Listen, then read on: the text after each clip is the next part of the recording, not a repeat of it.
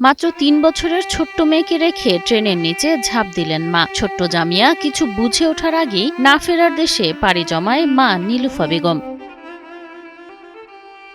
গত শুক্রবার গভীর রাতে চুয়াডাঙ্গার দর্শনা হল্ট রেল স্টেশনে ঘটে হৃদয়বিদারক এক ঘটনা। প্রত্যক্ষদর্শীদের ভাষ্য অনুযায়ী ৩ বছরের মেয়েকে সঙ্গে নিয়ে প্ল্যাটফর্মে দাঁড়িয়েছিলেন নীলুফা।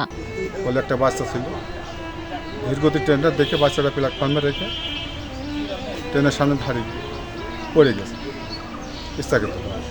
ঠিক সেই সময় স্টেশনে প্রবেশ করছিল সীমান্ত এক্সপ্রেস ট্রেন। হঠাৎই তিনি মেয়ের হাত ছেড়ে রেল লাইনের দিকে চলে যান। গতকাল রাতে আমার ছোট বোন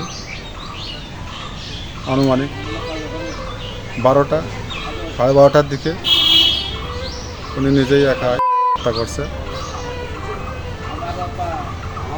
দর্শনা ট্রেন স্টেশন।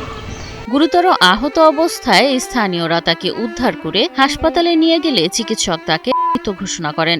পড়ে যাওয়ার পরে ট্রেন হয়তো 2-5 হাত আগে যে ঠেলে নিয়ে গিয়েছে, তারপরে ট্রেন আবার ড্রাইভার ভালো পিছু নিয়ে গেছে, তারপরে মারা গেছে।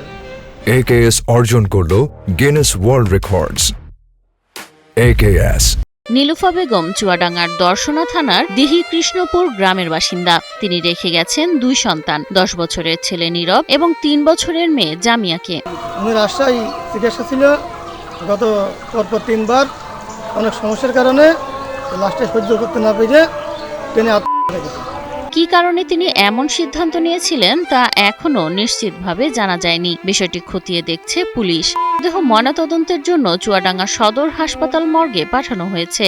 সময় করে আধা ঘন্টা 1 ঘন্টা পরে যে আমরা দর্শনা থেকে লাশ নিয়ে আসা হলো বা ওই মর্গে পাঠাইলো ওরা ওখান থেকে।